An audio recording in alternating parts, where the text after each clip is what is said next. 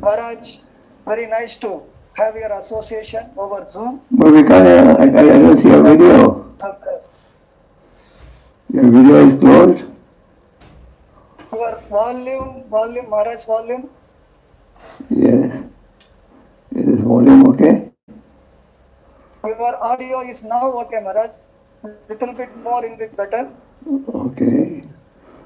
Here are technical tools. We will do from our side, Maharaj. You can increase the volume here. They are doing from their side. They are projecting on the temple. Hare Krishna. Hare Krishna. Yes. We have some IT. Yes, Maharaj. Your volume is okay now. But I can't see your video. Why can't I see the video? Oh, they have Oh. projected this. Mentioned. I like to see everyone's. Okay. Now I can see your. Jai Maharaj, that mic little bit had to be away from your mouth. A little bit. Little bit. It's okay now. आप बोलिए तो हाँ yes. Hare Krishna. Is it okay? Yes, Maharaj. Now we are okay. Okay, so what? Today we are starting the program, Maharaj. Let me say a few words and then first we will be speaking. I can go second also if you want. Okay. Today is the most auspicious occasion of the 44th anniversary of the inauguration of the temple of Sri Sri Radha Ras Bihari Ji. Sri Sri Radha Ras Bihari Ji ki. Sri Sri Radha Ras Bihari Mandir ki. Today, Sri Sri Radha Ras Bihari Mandir was inaugurated on the Makara Sankranti day, 1978, in fulfilling the promise of Srila Prabhupada to their lordships, Sri Sri Radha Ras Bihari Ji, that Srila Prabhupada would make a wonderful marble palace for Sri Sri Radha Ras Bihari to reside. And that promise was fulfilled on this particular day 44 years ago. So we are very happy to be assembled here to celebrate. Many devotees are in the temple, and also we welcome all the devotees online viewing this program.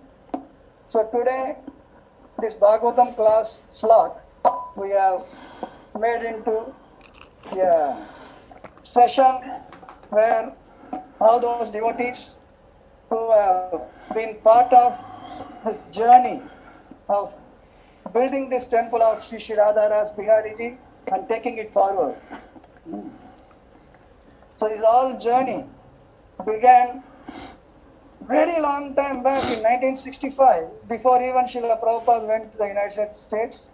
He saw this land and he thought that if I can get this piece of land, I can build a nice temple for Krishna. That is the original thought. From where in 1971, when Srila Prabhupada was preaching along with his devotees in Mumbai, the offer came for this very particular land. But in 1972, Srila Prabhupada made the foundation stone laid after moving in here. And then onwards, there are so many struggles. And His Holiness Gopalakrishna Goswami Maharaj was part of the journey of struggle in the Hare Krishna land before inauguration, before 1978. And after the inauguration, the journey continued and so many developments have happened. So we have got the senior devotees of Hare Krishna land, His Grace Bhima Prabhu, His Grace Devikanandan Prabhu, His Grace Surdas Prabhu, His Grace Brajari Prabhu, and His Holiness Ananta Krishna Das Goswami Maharaj. All of these devotees will be joining us in taking us along the memory lanes and sharing their experiences, realizations, and then tips for carrying forward the legacy of Srila Prabhupada, that Srila Prabhupada wanted it for Hare Krishna land.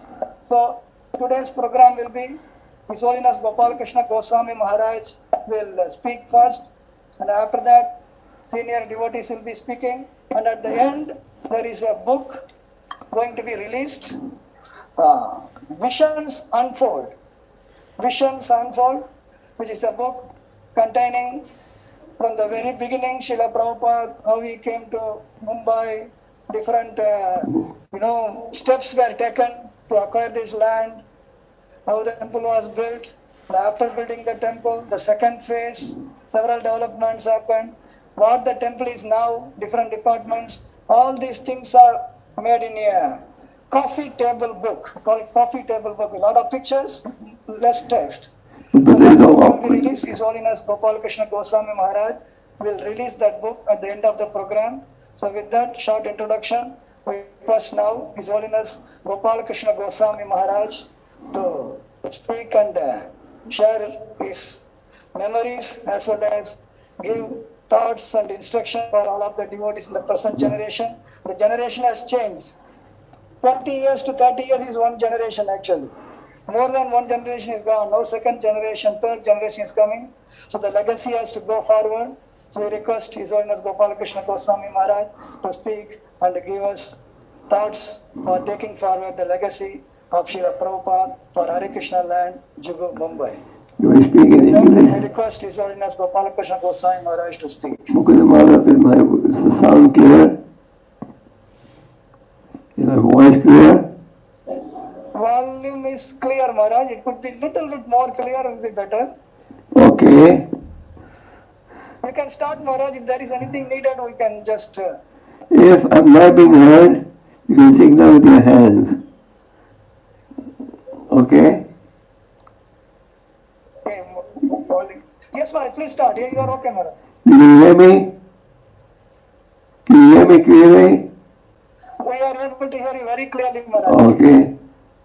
Om Jnanatimirandasya Jnananjanashvakya Chakshurunmilitanena Tasmai Shri Gurave Namaha Shri Chaitanya Manavestam Sthapitam Yena Bhutale Swayupakadamayam Dati Swaha Padandikam Jai Shri Krishna Chaitanya Prabhu Nityananda Shri Advaita Gadadhar Shivashadi Gaur Bhaktivinoda Hare Krishna Hare Krishna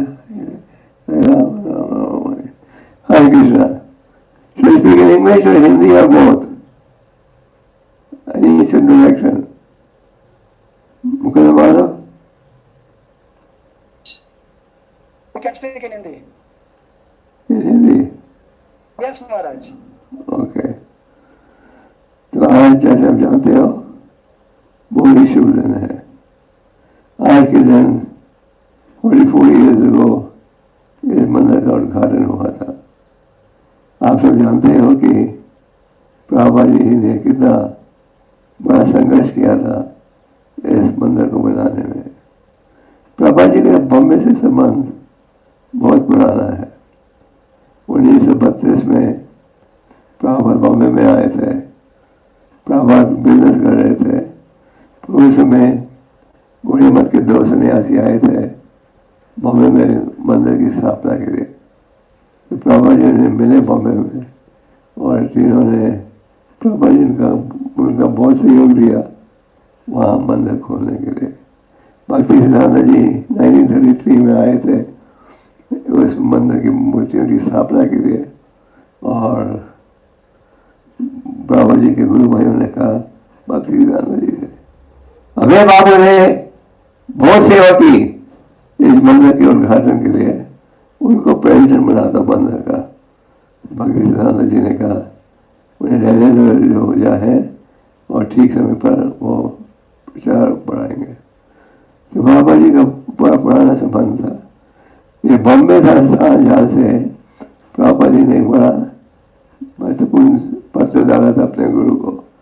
1935 में 1936 में प्रभुपाद ने भक्ति सिद्धांत जी को लिखा और कहा आपके इतने सन्यासी शिष्य हैं और आपकी इतनी सेवा कर रहे हैं और मैं आपके लिए कुछ नहीं कर रहा. भक्ति सिद्धांत जी ने उस पत्र के उत्तर में वही संदेश दिया जो कि उन्होंने प्रभुपाद जी ने दिया था जब वो पहली बार मिले। Hare Krishna Maharaj, just a minute Maharaj, your mic could be made a little bit away from your mouth, little bit away. Okay. Clarity is a little less, so just. Oh, clarity is less. I have an expert IT. Is it better now? Is it better now or no? Very nice, now better Maharaj, yes. Okay.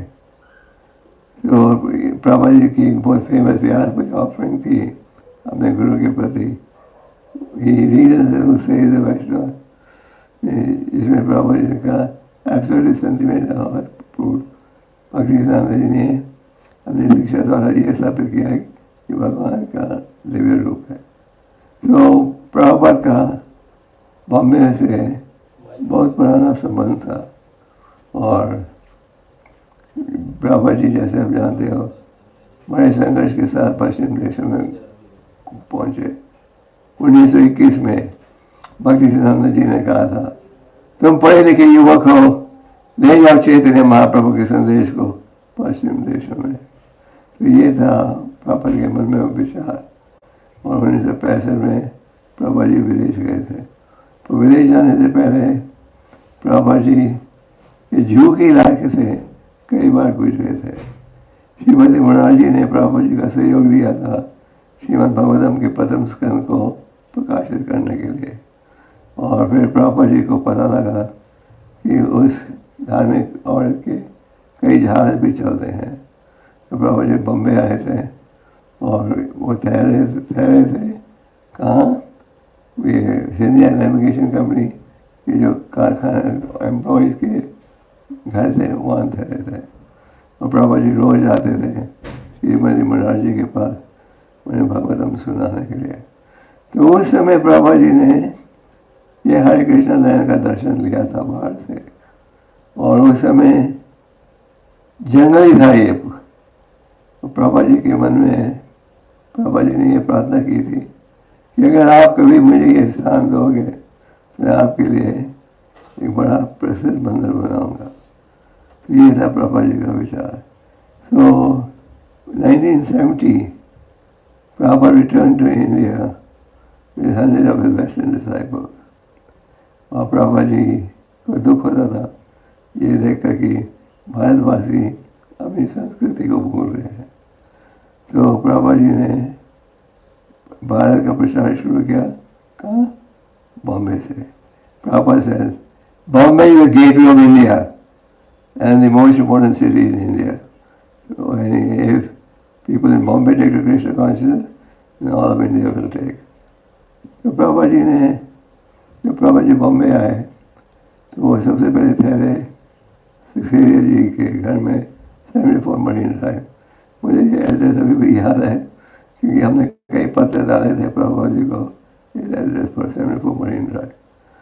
तो प्रभुपाद जी का पहला programme हुआ था विदेशी भक्तों के साथ साधु समाज में।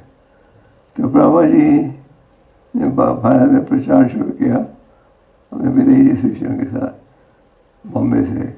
और ये पहली बार था कि भारत प्रवासियों ने देखा विदेशी भक्त ये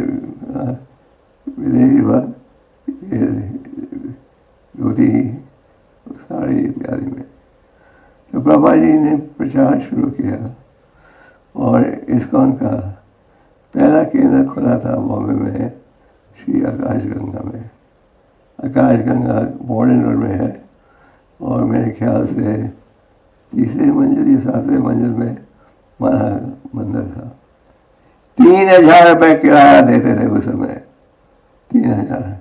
और 4 कमरे का फ्लैट था, एक कमरे में प्रॉपर थे। और उसी बिल्डिंग में पाकिस्तान एम्बेसी का भी ब्रांच थी। तो उन दिनों में भारतीय लोग कहते शक करते थे ये अमेरिकन CIA तो नहीं है। तो पहला केंद्र खुला था आकाशगंगा में। पर प्रभुपाद जी खुश नहीं थे। 4 कमरे का काम, 4 कमरे का मकान था। तो प्रभुपाद जी रोज़ सुबह जाते थे अलग अलग स्थानों में, कभी बालाबाई हिल, कभी मॉडर्न रोड, कुलाबाग, पापा जी क्यों घूम रहे थे हर जगह। उन्हें एक अच्छा स्थान चाहिए था जहाँ की वो मंदिर बना सकें। तो फिर पापा जी को सूचना मिली कि एक मिस्टर एन है, मिस्टर नायर, जो कि उस समय बॉम्बे के शेरिफ थे। Sheriff is an honorary position और बड़ी वेल नोन मैन। उन दिन में भारत बॉम्बे का एक पेपर था, फ्री प्रेस जर्नल, अभी भी है पर बहुत छोटा बन गया है। तो free press journal in those days was a very prominent paper and this Mr. N was the editor in chief.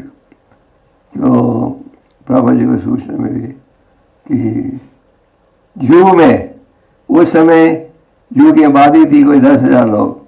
जू में एक सज्जन है जो ज़मीन बेचना चाहते हैं।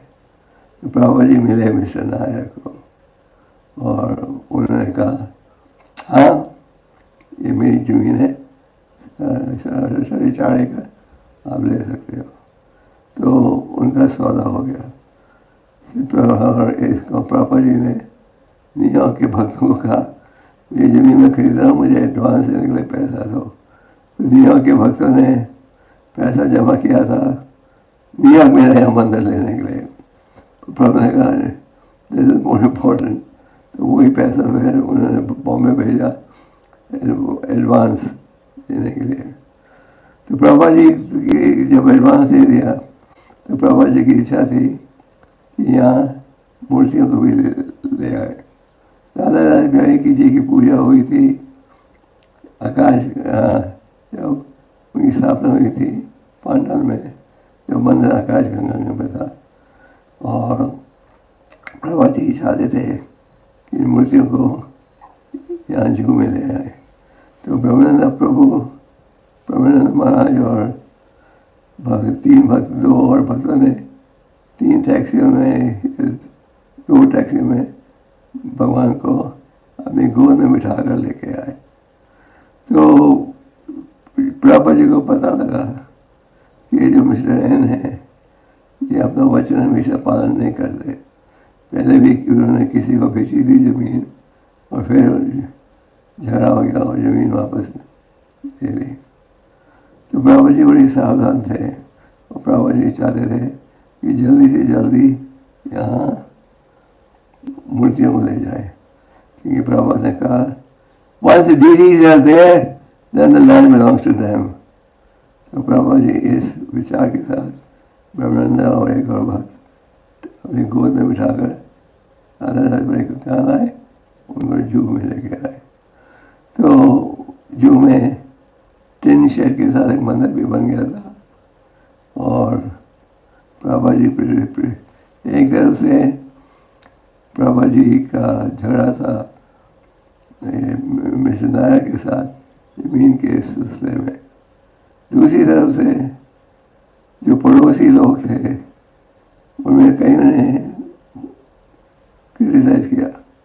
दिस कीर्तन इज न्यूसेंस शब्द इस्तेमाल किया था।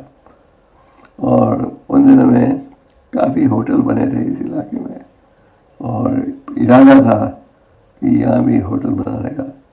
तो वो इरादा सफल नहीं हो पाया और कईयों ने अपोज किया कि यहाँ मंदिर नहीं बनना चाहिए। तो एक तरफ से संघर्ष था ज़मीन को इसका के पोजीशन में पूरा लीगली डालने में, और दूसरी तरफ से परमिशन नहीं मिल रही थी। उन दिनों में 1975 में एमरजेंसी डिक्लेयर हो गई थी और एमरजेंसी के समय एक अच्छी चीज़ ये थी कि सारे पॉलिटिशियन चुप हो गए थे। तो गिरा स्वामी और मैं हम जाते थे रोज़ चर्च गेट में, कभी किसी मंत्री को मिलना कभी किसी को मिलना, और मिलते मिलते हमें एक महाराष्ट्रियन पॉलिटिशियन ने 2 व्यक्तियों से परिचय करवाया। एक था एल.बी. चौहान जो उस समय चीफ मिनिस्टर था बॉम्बे का, और दूसरे थे एक मिस्टर पगे थे कांग्रेस पार्टी के बॉम्बे के चीफ। तो इन दोनों ने बहुत मदद की और इन्हें मैं लाया था प्रभा जी से मिलने के लिए भी, और SB चौहान चीफ मिनिस्टर थे, हमारे ईमानदार आदमी थे। हमारे सामने उन्होंने पुलिस कमिश्नर को फ़ोन किया, गीरा समय में उन्हें कई बार मिले, फ़ोन किया, बोला ये इस्कॉन को NOC दे दो, क्यों तंग करते हो। तो उसके द्वारा हमें परमिशन मिली मंदिर बनाने के लिए। तो प्रभा जी ने हर युद्ध में Prabhupada was victorious because he was doing it for Krishna. So then we got the permission, then we wanted to build the temple. Prabha ji की योजना थी, प्रभा जी का प्रयास था कि 6 महीने के अंदर यहाँ मंदिर बन जाए। तो फिर हमने कंस्ट्रक्शन शुरू किया। पहले कंस्ट्रक्शन शुरू किया इन हाउस, और इससे पहले एक डच डिवोटी थे, जो प्रभा जी को मिले थे पंडल प्रोग्राम में। और जब प्रभा जी को पता लगा कि वो आर्किटेक्ट है, तो प्रभा जी ने उसे अपने कमरे में बुलाया।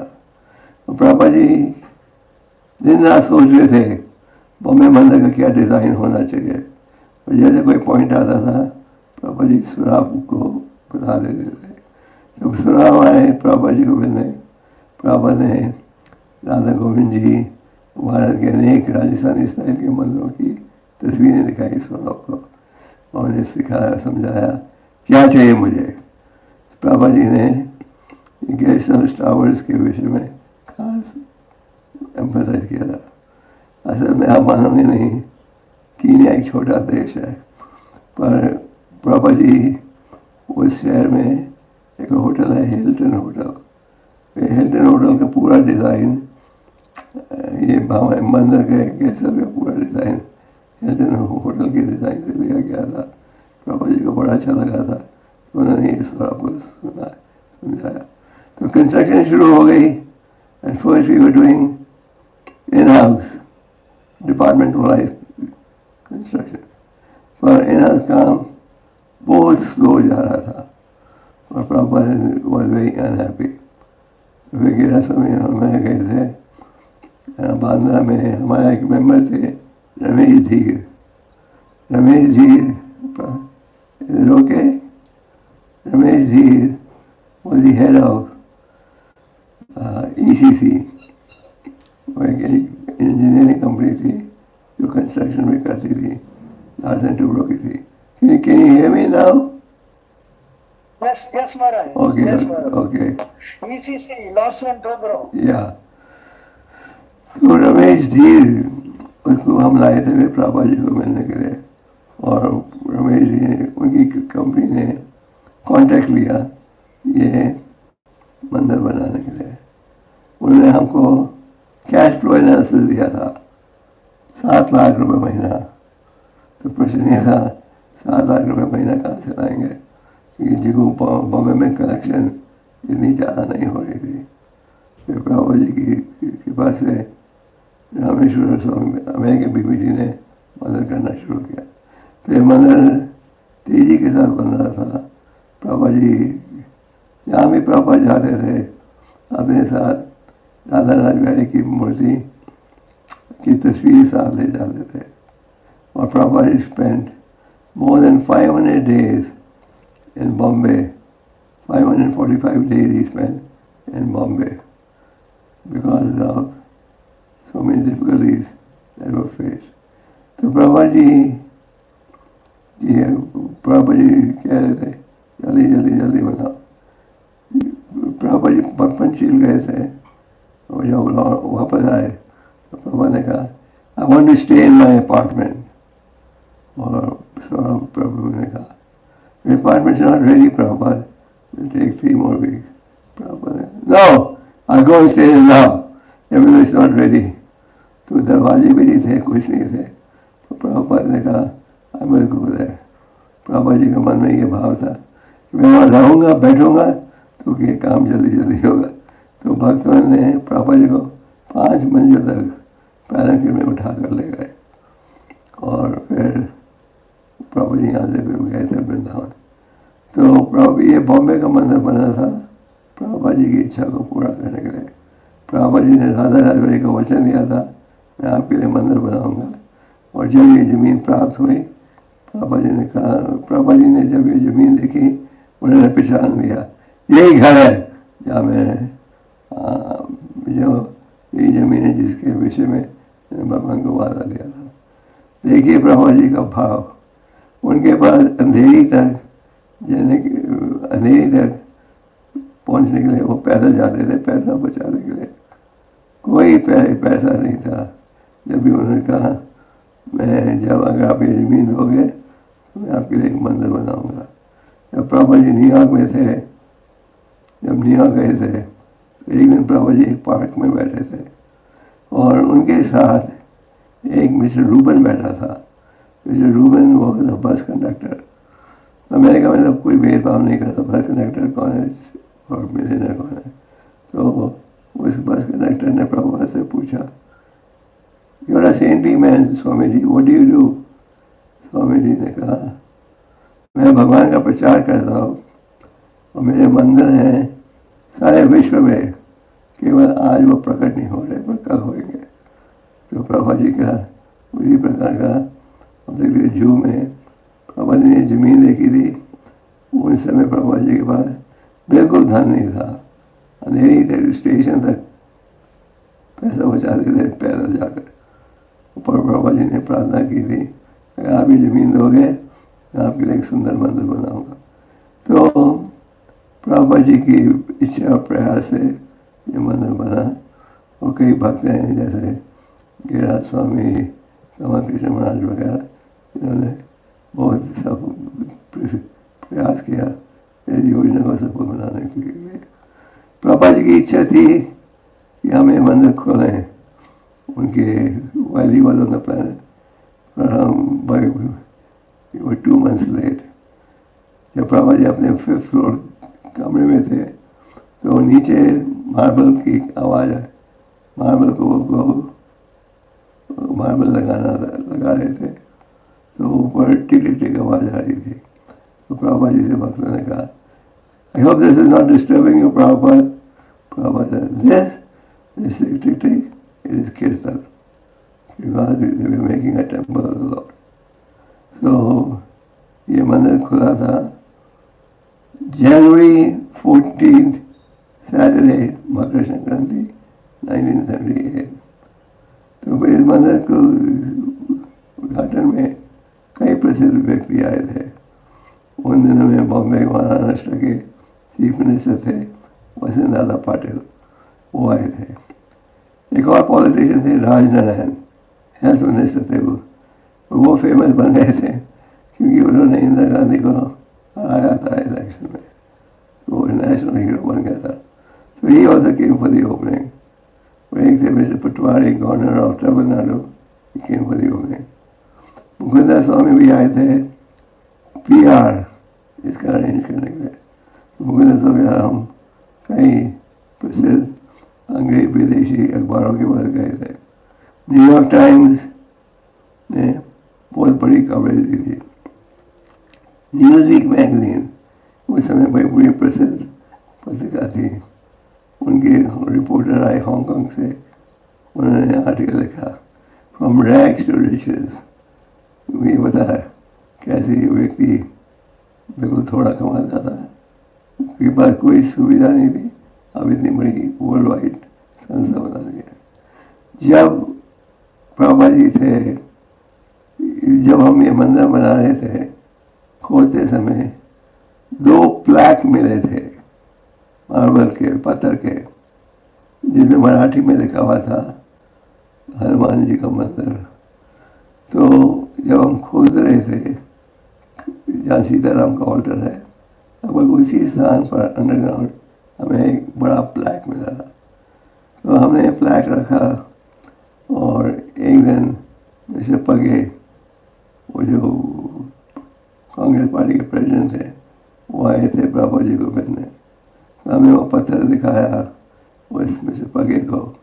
He was an expert in Marathi language. तो उन्होंने देख कर कहा ये भाषा स्क्रिप्ट 500 साल पुराना है, मतलब कि 500 साल पहले इसी स्थान पर हनुमान जी का एक मंदिर था।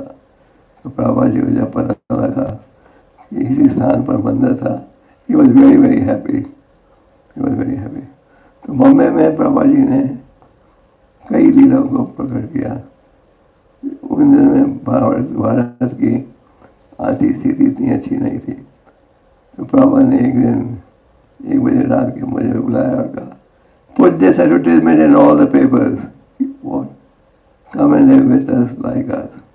तुम आओ।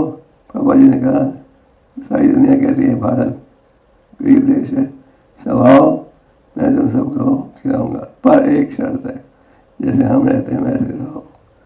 तो पापा जी के मन में सदा यही भाव था कि प्रचार को बढ़ाया जाए। और पापा जी ने हरे कृष्ण लाइन को क्या कहा था, हेवन ऑन अर्थ। पापा ने कहा, Vrindavan is my home, Vrindavan मेरा रहने का ठिकाना है। Mayapur is my place of worship, Mayapur में क्या, तो मैं भगवान की उपासना करता हूँ। And Bombay is my, what did Baba say, and Bombay is my office. So this Hare Krishna land was also given the name heaven on earth, पृथ्वी पर स्वर्ग, जिसका असली अर्थ है ऐसा वातावरण हो कि सदा भगवान के नामों का उच्चारण हो। So we are very happy to be here on this occasion. We are speaking via video. This is the first time of missing this program because of COVID. So we hope that all of you will be there all day. This Hare Krishna land was very dear to Prabhupada, and Prabhupada endeavored the hardest. And Prabhupada said, Prabhupada was very pleased when we won all the legal battles. Prabhupada said, this was a great fight, and this is history. Somebody should write a book on this. And taking that inspiration, Gena Swami just published a book recently that describes the history of our movement in Bombay and the endeavors of Prabhupada endeavor to get this land.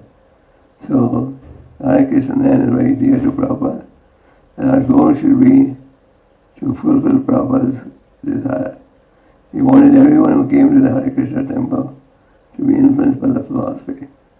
And those who stay here are very fortunate, because this is the temple where Prabhupada endeavored the most, and Prabhupada had very great expectation from this temple. So we want to request our devotees and guests to please take advantage of Hare Krishna land and cultivate Krishna consciousness and help spread Krishna consciousness. जब हमारा झगड़ा हो रहा था कि जमीन प्राप्त लाए परमिशन नहीं मिली थी, तो प्रभुपाद ने एक दिन कहा, okay, we don't want to give us permission, we will convert the Hare Krishna land into a bus stop. A bus stop? उससे क्या मतलब था? प्रभुपाद ने कहा, we will have so many buses and one bus will be loaded, फिर वो जाएगी, फिर दूसरी बस जाएगी, फिर तीसरी बस जाएगी, ऐसे। और प्रभुपाद ने कहा, तो प्रभुपाद से पूछा था कि एक वक्त ने, how many decorate go with that? Prabhupada said, put the books on the wall, and decorate go with them with books on the wall. और बॉम्बे था जहाँ की प्रभुपाद जी ने चैतन्य चरितामृत का अनुवाद समाप्त किया था। So Bombay is historical, and Prabhupada used to carry Radha Radharani's picture with him everywhere. So we're very happy to have the privilege to speak to the devotees in Bombay today. Hare Krishna. Hare Krishna.